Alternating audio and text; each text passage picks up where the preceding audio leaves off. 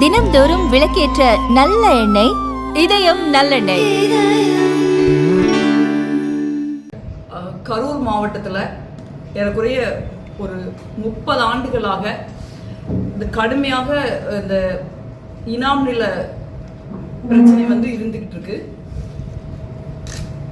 மக்கள் பேர்ல 67ல ரயத்வாரி பட்டா முறையாக கொடுக்கப்பட்டிருக்கு. அது விவசாய நிலமா இருந்தாலும் சரி, இல்ல வீட்டு மனை பட்டாவா இருந்து மக்கள் வீடு கட்டி குடியிருந்தாலும் சரி, 67லயே மக்கள் பட்டா வாங்கியிருக்காங்க. அதுக்கு முன்னையும் பாத்தீங்கன்னா நிறைய இடங்கள் வந்து 100 ஆண்டுகள் 150 ஆண்டுகளுக்கு மேல மக்கள் கிட்ட வந்து பட்டா ஒரிஜினல் பட்டாவே இருக்குது. அதை வந்து நீங்க வந்து விற்க முடியாம வாங்க முடியாம ஜீரோ வேல்யூ பண்றது, லெட்டர் கொடுத்து அவங்கள ரெஜிஸ்ட்ரேஷன் பண்ண முடியாம பண்றது, இந்த மாதிரி வேலைகளை தொடர்ச்சியா வந்து கடந்த காலங்கள்ல பல 10 ஆண்டுகளாக வந்து அறநிலைத்துறை தரப்புல இருந்து வந்து தவறாக வந்து செஞ்சதுனால மக்கள் வந்து கரூர் மாவட்டத்துல கடுமையான பாதிப்புக்கு உள்ளாகியிருக்காங்க.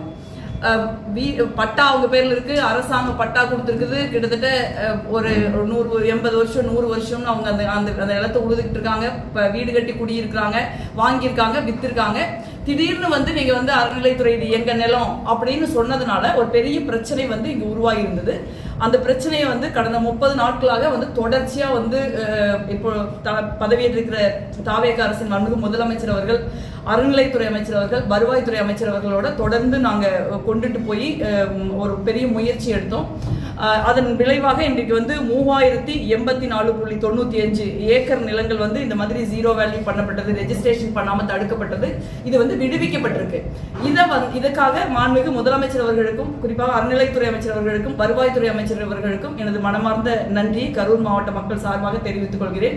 ஏன்னா அவங்க ரொம்ப ஒரு நம்மளுடைய தரப்பை புரிஞ்சுக்கிட்டு சட்டப்பூர்வமாக எல்லாத்தையும் அலசி ஆராய்ந்து ஒரு ஸ்பெஷல் டிஆர்ஓ கரூர்ல போட்டு ஒரு ரெவென்யூ டீமை போட்டு எல்லா பட்டா ஆவணங்களையும் ரெவென்யூ ரெக்கார்ட்ல இருந்த எல்லாத்தையுமே 1912 67ல இருந்து எல்லாம் ஆராய்ஞ்சு எந்த பட்டா வந்து கோயில் பேர்ல இருக்கு, எந்த பட்டா வந்து மக்கள் பேர்ல இருக்குது, எந்த நிலம் கோயிலுக்கு சொந்தம், எது மக்களுக்கு சொந்தம் தெளிவா வந்து பிரிச்சு ஒரு முதல் கட்டமாக வந்து இதை கொடுத்துருக்காங்க.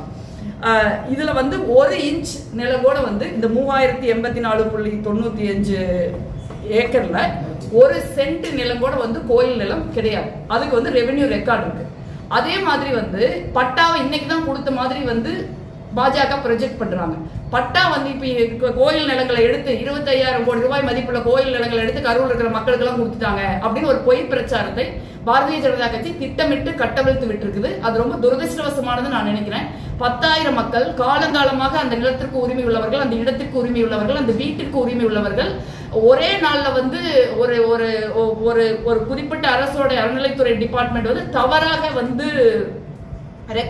ரெஜிஸ்ட்ரேஷனை பிளாக் பண்ணாங்கிறதுக்காக உரிமைகளுக்கு போராடுற மக்கள் மீது இவ்வளவு ஒரு வன்மத்தோட வந்து ஒரு அரசியல் கட்சி, குறிப்பாக தமிழ்நாட்டில் பாரதிய ஜனதா கட்சி நடந்து கூடாது. உண்மை என்னன்னு தெரிஞ்சுக்கிட்டு பேசுங்க அப்படின்னு நான் அவங்களுக்கும் இந்த ஊடக சந்திப்பு வாயிலாக சொல்ல விரும்புறேன். இதே மாதிரி கடந்த காலங்கள்ல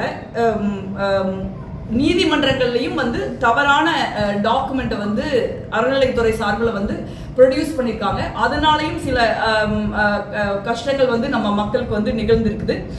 67ல பட்டா கொடுத்ததுக்கு அப்புறம் நீங்க பாத்தீங்கன்னா பட்டா கொடுத்தவங்களுடைய ரைத்வாரி பட்டா கொடுத்தவங்க யாருக்கெல்லாம் பட்டா இருக்கோ தனிநபர்கள் பேர்ல இருக்கிற பட்டா தனிநபர்கள் பேர்ல இருக்குது, கோயில் இருக்கிற பட்டா கோயில் இருக்குது. அப்ப அந்த 67ல அந்த பட்டா கொடுக்கறப்ப அறநிலைத்துறை இழப்பீடு வேற வாங்குறாங்க. அதுல மோகினி அலவன்ஸ், தஸ்கிஸ் அலவன்ஸ், பேரிஜ் அலவன்ஸ், இந்த அலவன்ஸ் எல்லாம் இன்னைக்கு வரைக்கும் வாங்கிட்டு இருக்காங்க. ஏன்னா இந்த இழப்பீடா. அப்ப வந்து அந்த மாதிரியான ஒரு சூழல்ல ஏற்கனவே மக்களுக்கு கொடுத்துற பட்டாவோடைய லேண்ட் ரெக்கார்ட்ஸ அவங்க வந்து அறநிலையத்துறை லேண்ட் ரெக்கார்ட்ஸ் வந்து எடுக்காம வச்சிருந்திருக்காங்க. அது வந்து ஒரு தவறான புரிதலாக கூட இருக்கலாம், இல்ல இது எப்படி நடந்ததுன்னு நம்மளுக்கு தெரியல. ஆனா வந்து இந்த மாதிரி லேண்ட் ரெக்கார்ட்ஸ் வந்து ரெவென்யூ லேண்ட் ரெக்கார்டு படி அந்த நிலம் வந்து மக்களுக்கு சொந்தமா இருக்குது. எந்த நிலம் கோயிலுக்கு சொந்தமா அது கோயிலுக்கு சொந்தமா இருக்கு, எந்த நிலம் மக்களுக்கு சொந்தமா அது மக்களுக்கு சொந்தமா இருக்கு. ஆனா அறநிலையத்துறை ரெக்கார்ட் படி பாத்தீங்கன்னா மக்களுக்கு சொந்தமான நிலத்தையும் அவங்க கோயில் பேர்ல ஏர்மார்க் பண்ணி வச்சிருக்காங்க. ஏன்னா அந்த 67 ரயத்வாரி பட்டா கொடுக்கப்பட்டதுக்கு அப்புறம் அவங்க வந்து எந்த விதமான டாக்குமெண்ட்டையும் வந்து அது வந்து எடுத்திருக்கணும். ஆனா அப்படி எடுக்காம இருக்காங்க. இதற்காக ஒரு மிகப்பெரிய போராட்டத்தை வந்து நம்ம தொடர்ந்து நடத்திட்டு இருக்கோம். நம்ம மக்கள் ஒரு கடுமையான மனவேதனையோட இருக்காங்க. ஒரு வீட்டுல இன்னைக்கு போய் நம்ம படுக்கிறோம்னா நாளை காலையில் நம்ம அந்த வீட்டுல இருப்போமா இல்லையா அப்படிங்கிற ஒரு அன்சர்டனிட்டியோடவே தூங்க போற ஒரு துரதிருஷ்டம், ஒரு துயரம் வந்து கரூர் மாவட்ட மக்களுக்கு நிகழ்ந்துருச்சு. இதை வந்து மாண்புமிகு முதலமைச்சர் அவர்களும் அறநிலையத்துறை மற்றும் வருவாய்த்துறை அமைச்சர் அவர்களும் ஒரு தெளிவா புரிஞ்சுக்கிட்டு ஒரு சட்டப்படி நம்ம என்ன செய்யணுமோ அதை வந்து இன்னைக்கு நமக்கு செஞ்சு கொடுத்துருக்காங்க. முழுக்க முழுக்க நமக்கு வந்து இழைக்கப்பட்ட அநீதிக்கு ஒரு நீதி கிடைக்கிற ஒரு பயணம் வந்து துவங்கி இருக்குதுன்னு நான் நினைக்கிறேன். இதுல 25,000 கோடிங்கிற நம்பரை எங்கிருந்து கண்டுபிடிச்சாங்கன்னு தெரியல. கரூர்ங்கிறது ஒரு 4th லார்ஜஸ்ட் எக்ஸ்போர்ட். இந்த லார்ஜஸ்ட் எக்ஸ்போர்ட்டோட டர்ன் ஓவரே 10,000 கோடி தான். அந்த மாதிரி ஒரு சூழல், இந்த மாதிரி ஒரு சின்ன ஒரு மாவட்டத்தை இந்த மாதிரியான ஒரு தவறான தகவல்களை அரசின் மீது பரப்ப வேண்டாம். இது வந்து ஒரு எளிய மக்களுடைய உரிமை போராட்டம். அதெல்லாம் வந்து இன்னைக்கு அரசாங்கம் வந்து ஒரு முடிவெடுத்து மக்கள் தரப்பில் இருக்கிற நியாயங்களை லேண்ட் ரெக்கார்ட் படி அலசி ஆராய்ஞ்சு பிரிச்சு இன்னைக்கு நம்ம கொடுத்துருக்காங்க. அதுக்கு நாங்க நன்றி சொல்றோம். அதே நேரத்துல பாரதிய ஜனதா கட்சி இந்த மாதிரி ஒரு தவறான தகவல்களை பரப்பக்கூடாது. ஏன்னா நீங்க கோயிலின் பெயரால், மதத்தின் பெயரால் நீங்க வந்து செய்த அரசியல் தான் இன்னைக்கு நம்ம யூபியில ராமர் கோயில என்ன நடந்துக்குன்னு பார்த்துக்கிட்டு இருக்கோம். அதனால இதெல்லாம் எளிய மக்களுடைய பிரச்சனை. இதே மாதிரி இந்த மாதிரி தொடர்ச்சியா வந்து நமக்கு நோட்டீஸ் வந்துகிட்டே இருக்குது. இந்த அடுத்த 20 இடங்களுக்கு நோட்டீஸ் வந்திருந்தது. அதனால கரூர் மாவட்டமே வந்து ஒரு அகதிகளாக மாறி வேற மாவட்டங்களுக்கு குடியேற வேண்டிய ஒரு சூழல்ல தான் நம்ம நின்றுட்டு இருந்தோம். அந்த ஒரு நம்மளுடைய கஷ்டத்தையும் நமக்கு இருக்கிற ஒரு மிகப்பெரிய ஒரு துயரமான ஒரு சூழலையும் புரிந்து கொண்டு இந்த அரசாங்கம் வந்து செயலாற்றி இருக்கிறாங்க. அதை வந்து புரிஞ்சுக்கணும். இந்த மாதிரி தவறான செய்திகளை யாரும் பரப்பக்கூடாது. இல்ல, இது வந்து என்னன்னா, இது வந்து ஸ்டெப் பை ஸ்டெப்பா தான் நம்ம பண்ணணும். இது வந்து நீங்க பாத்தீங்கன்னா வெஞ்சமாங்கூர்லூர் ஃபார் எக்ஸாம்பிள் நான் சொல்றேன். வெஞ்சமாங்கூர்லூர் பாத்தீங்கன்னா எதுவுமே இல்ல. ஒரு அறநிலையத்துறையிலிருந்து ஒரு ஆபீசர் போய் நீங்க வந்து இவங்களுடைய நிலத்தை வாங்கவோ விற்கவோ கூடாதுன்னு ரெஜிஸ்டர் ஆஃபீஸர் ஒரு லெட்டர் கொடுத்தாரு. அந்த லெட்டர் அப்படியே அக்செப்ட் பண்ணப்பட்டு அந்த பகுதி மக்களுடைய ரெஜிஸ்ட்ரேஷன் நிறுத்தி வைக்கப்படுது. நீங்க யோசிச்சு பாருங்க, நாளைக்கு நானோ நீங்களோ போய் அறநிலைத்துறை மாதிரி நம்மள ஒரு என்டைட்டி தான் இந்த லெட்டர் வந்து எனக்கு சொந்தம் அப்படின்னு சொன்னா யாரை கேட்கணும்? ரெஜிஸ்ட்ராரு. லேண்டுக்கு யார் ஓனர்? ரெவென்யூ டிபார்ட்மெண்ட், வருவாய்த்துறை தான் லேண்டுக்கு ஓனர். வருவாய்த்துறைக்கே தெரியாம, வருவாய்த்துறையினுடைய அனுமதி இல்லாம இந்த மாதிரியான ஒரு தவறான ஒரு நடைமுறை வந்து கடைபிடிக்கப்பட்டிருக்கு. ஸோ முதல் கட்டமாக அந்த மாதிரி எந்த ரெக்கார்டுமே இதுக்கெல்லாம் ரெக்கார்டே கிடையாது. சும்மா ஒரு லெட்டர், இவங்களுடைய லேண்டை வந்து வாங்கவோ விற்கவோ செய்யக்கூடாது ரெஜிஸ்ட்ரேஷன்ல அப்படின்னு ஒரு லெட்டர். ஸோ அந்த மாதிரி இடங்களை முதல்ல ஐடென்டிஃபை பண்ணிக்கணும். இதுல வந்து இது வழக்குகள் அந்த மாதிரிலாம் பெருசா இல்லாத ஒரு இடம் இது வந்து ஒரு ஸ்டெப் பை ஸ்டெப்பா தான் நம்ம பார்க்க முடியும். ஸோ இந்த 3084.95 ஏக்கர்ல எந்த விதமான டிஸ்பியூட்டும் கிடையாது. இந்த மக்களை வந்து இத்தனை நாளா வந்து ஹேரஸ் பண்ணிட்டு இருந்திருக்காங்க. ஸோ அந்த ஹேரஸ்மெண்ட் இப்போ நிறுத்தப்பட்டு நீங்க வந்து அவங்களுக்கு ஒரு வாய்ப்பு, அவங்களுடைய உரிமை மீட்கப்பட்டிருக்கு. இதுல பாத்தீங்கன்னா நமக்கு பார்த்தா அது லேண்ட் மட்டும் இல்லை, யாரும் பொண்ணு கொடுக்க மாட்டேங்கிறாங்க. அந்த ஏரியாவில் இருக்கிறவங்களுக்கு கல்யாணங்கள் நின்று போகுது. நிச்சயதார்த்தம் பண்ணதுக்கப்புறம் கல்யாணம் நின்று போயிருது. ஏன்னா யாரோ போய் சொல்றாங்க அந்த லேண்ட்ல இப்படி டிஸ்பியூட் இருக்குது அப்படின்னு. அந்த மாதிரி ஒரு தவறான தகவல் சொல்லிட்டாங்கன்னு அவங்க ஃபீல் பண்றாங்க. ஸோ இந்த மாதிரி பல கான்சிக்வன்சஸ் வந்து நம்ம மக்கள் வந்து எதிர்கொண்டுட்டு இருக்காங்க. அது வந்து இன்று நிப்பாட்டப்பட்டிருக்கிறது. ஒரு இதை வந்து நீதிமன்றமும் சரி அரசும் சரி என்ன ரெக்கார்டு இருக்கோ அதை தான் வந்து நம்ம வந்து கேட்கிறோம். நம்ம வந்து ஆக்கிரமிப்பாளர்கள் கிடையாது. கோயில் நிலத்தையோ இல்லை வேற எந்த நிலத்தையோ தவறாக நம்ம மக்கள் ஆக்கிரமிக்கல. மக்களுடைய நிலம் மக்களுக்கு சொந்தமா இருக்கணும், கோயிலுடைய நிலம் கோயிலுக்கு சொந்தமா இருக்கணும். அவ்வளவுதான். அந்த முயற்சி தான் இன்னைக்கு தமிழ்நாடு அரசாங்கம் எடுத்துக்காங்க. இது கோயில் நிலமே அல்லவே, அதான் நாங்க சொல்லிக்கிட்டு இருக்கோம். இப்படி பல பொய்களை வந்து பாரதிய ஜனதா கட்சி கட்டவிழ்த்து விடுறாங்க. இது கோயில் நிலம் அல்ல, மக்களுடைய நிலம். அதே மாதிரி நேத்து பட்டா போட்டு கொடுக்கல. நேத்து இது வந்து அறிவிச்சிருக்காங்களே ஒழிய பட்டாவெல்லாம் ஒண்ணு கொடுக்கல. பட்டா அவங்ககிட்ட ஏற்கனவே இருக்கு. அவங்க கிட்ட இருக்கிற பட்டாவை தான் வந்து நீங்க முறைகேடாக அவங்க பட்டாவை பயன்படுத்த முடியாம நிறுத்தி வச்சதுல இருந்து இப்ப எடுத்து விட்டுருக்காங்க. அவ்வளவுதான். பாரதிய ஜனதா கட்சி சொல்றது ஒரு பச்சை பொய்.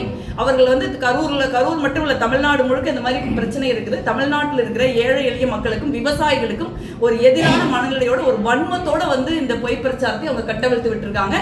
அதை தமிழ்நாட்டு மக்களுக்கு உண்மையை சொல்றதுக்காக தான் அவங்க மூலமா நாங்க இன்னைக்கு அதான் தப்புன்னு நம்ம சொல்றோம். நீங்க கேட்கறது சரியான கேள்வி.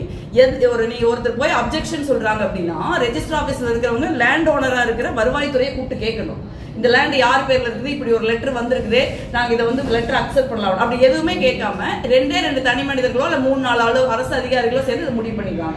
ரெவென்யூ டிபார்ட்மெண்ட்டுக்கு இதுல எந்த சம்பந்தம் கிடையாது. ஸோ அதை தான் நாங்க இப்போ வந்து குறிப்பிட்டு சொல்லி இப்போ ரெவென்யூ டிபார்ட்மெண்ட் அவங்களுடைய 100 ஆண்டு கால லேண்ட் ரெக்கார்ட்ஸ் எடுத்து ஆராய்ஞ்சு இதனுடைய 3084.95 ஏக்கர்ல மக்கள் பேர்ல தான் பட்டா இருக்கு, மக்கள் பேர்ல வீடு இருக்கு, நிலம் இருக்கு, வீட்டுமனை பட்டா இருக்குது அப்படிங்கிற உறுதி செய்த பிறகு இதை வந்து அறிவிச்சிருக்காங்க. அறநிலைத்துறையில இந்த மாதிரி ரெக்கார்டில் இருக்குது இல்லைங்க உங்க பேரெல்லாம், அதை மாற்றுவதற்கு ஏதாவது ஏற்பாடு இருக்கா? இல்ல, அறநிலை இப்ப ரெவென்யூ வந்து பிரிச்சு கொடுத்துட்டாங்கனாலே அறநிலையத்துறை அதை மாத்தித்தான் ஆகணும்.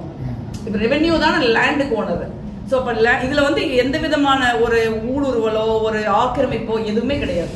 முறைப்படி வந்து 67ல ரைட் இனாம் அபாலிஷன் ஆக்ட் வந்தப்ப, இனாம் நில ஒழிப்பு சட்டம் வந்தப்ப 67ல பட்டா போட்டு கொடுத்துட்டாங்க. எல்லாருக்கும் ரைத்துவாரி பட்டா எல்லார் கையிலும் இருக்கு. அதான் பாயிண்ட். இந்த லேண்ட் விற்கலாம் வாங்கலாம். இந்த குறிப்பிட்ட இடங்கள்ல இதுக்கு முன்னே இதுல வழக்கெல்லாம் ஒண்ணும் கிடையாது. பட் இருந்தாலும் ஒரு அநீதியா வந்து நீங்க வந்து ஒரு லெட்டர் கொடுத்து நிறுத்தி வச்சிருக்காங்க. இப்ப அந்த லெட்டர் நம்ம ரிவோக் பண்றோம், அவ்வளவுதான்.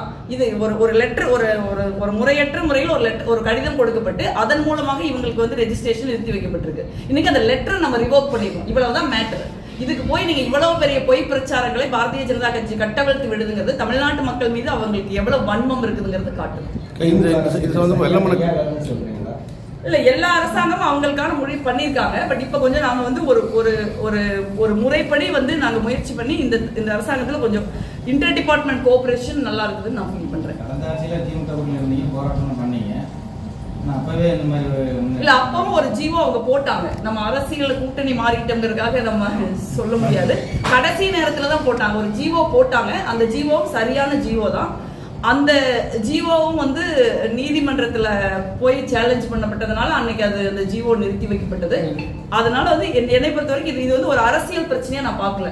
எங்க கரூர்ல இருக்கிற மக்களுக்கு ஒரு தீர்வு கிடைக்கணும், நியாயம் கிடைக்கணுங்கிறதா எங்களோட நிலைப்பாடையுடைய. இதுல வந்து ஒரு அரசியல் பண்றதுக்கோ இல்ல அரசியல் விமர்சனங்களை வைக்கிறதுக்கோ நாங்க விரும்பல. இந்த அரசாங்கம் மிக நிச்சயமாக, குறிப்பாக அறநிலைத்துறை அமைச்சர், வருவாய்த்துறை அமைச்சர் 2 பேரும் ஒருங்கிணைஞ்சு ஒரு தீவிரமான ஒரு நிலைப்பாட்டை எடுத்திருக்காங்க. முதலமைச்சர் அவர்களுடைய ஆதரவு வந்து அதுக்கு இருக்கு.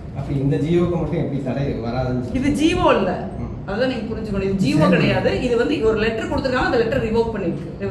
அந்த லெட்டர் வந்து வருவாய்த்துறையுடைய அனுமதி இல்லாம ரெஜிஸ்ட்ரேஷன் ஃப்ரீஸ் ஆயிடுது. இப்ப வருவாய்த்துறை வந்து அந்த லெட்டர் ரிவோக் பண்றாங்க. உங்களுக்கு அதிகாரம் இருக்குல்ல, அதை ரிவோக் பண்றாங்க, அவ்வளவுதான். இதைத்தான் வந்து பாரதிய ஜனதா கட்சி இவ்வளவு பெரிய பொய்யை ஜோடிச்சு ஒரு பெரிய பூதாகரமான பிரச்சனையா தமிழ்நாட்டுல மாத்த முயற்சி பண்றாங்க.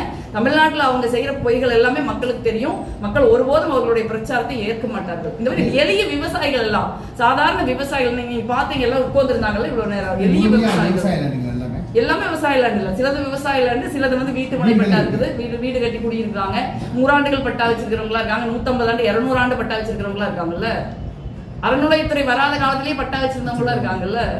இது முடிஞ்சு போச்சு. இப்ப மற்ற ஏற்கனவே கேஸ் வழக்குன்னு அதை ஒவ்வொன்றா தான் பார்க்க முடியும். ஒவ்வொரு ஸ்டெப் பை ஸ்டெப்பா எடுத்துருக்கீங்க கையில. இல்ல மக்களுக்கு எங்க நியாயம் இருக்கோ, மக்களுக்கு எங்க உண்மையான பட்டா இருக்கோ, எந்த நிலம் வந்து மக்கள் நிலமாக இருக்குதோ அதை மட்டும் நம்ம ஃபைட் பண்றோம். கோயில் நிலத்திலேயோ கோயிலுக்கு தொடர்பான நிலத்திலேயோ நம்ம கேட்கல, அதுல பிரச்சனையும் கிடையாது. கோயிலுக்கு இருக்கும், மக்கள் நிலம் மக்கள் இருக்கும். 13 லட்சம் ஏக்கர் இனாம் நிலங்கள் ஆக்கிரமிப்புல இருக்கு, அதை மீட்க அரசு உறுதியான நடவடிக்கை எடுக்கணும் அறநிலைத்துறை அமைச்சர் பேட்டி கொடுத்திருக்கு. இல்ல, இது வந்து பல விதமா இருக்கு. நீங்க சில பக்கம் வந்து 200 ஏக்கர் 300 ஏக்கர் வந்து யாராவது ஆக்கிரமிப்பு பண்ணி வச்சிருந்திருக்கலாம், நீண்ட கால லீஸ் கொடுத்துருந்துருப்பாங்க, அந்த லீஸ் எக்ஸ்டெண்ட் ஆயிருக்கும். ஸோ அந்த மாதிரி கோயில் நிலத்தை உண்மையிலேயே யாராவது ஆக்கிரமிப்பு பண்ணியிருக்காங்க, 100 ஏக்கர் வச்சிருக்காங்க, 200 ஏக்கர் வச்சிருக்காங்க, அதெல்லாம் அவங்க வச்சிருக்காங்க, அவங்ககிட்ட பட்டா இல்ல, அது கோயில் நிலம்னா அதை அவங்க எடுக்கிறதுக்கு அறநிலையத்துறைக்கு உரிமை இருக்குல்ல. அறநிலையத்துறை சொத்தை அறநிலையத்துறை எடுத்துக்கலாம், மக்களுடைய சொத்து மக்கள் கொடுக்கணும், அவ்வளவுதான் எங்களுடைய. லேண்ட் ரெக்கார்டு யார் வச்சிருக்காங்க, அவ்வளவுதான். ரெக்கார்டு யாருகிட்ட இருக்கு, உண்மையான ரெக்கார்டு, உண்மையான அந்த நிலத்துக்கு ஓனர் யார், அவ்வளவுதான். ஓனர் மக்களா இருந்தா மக்களுக்கு, இல்ல ஓனர் சாமியா இருந்தா அது சாமிக்கு, அவ்வளவுதான். அப்படிதான் சொல்றாங்க. அவ்வளவு பொய்யின்னு பாருங்க, நம்ம மாவட்டத்தோட மொத்த சொத்தே அவ்வளவு இருக்காது போல.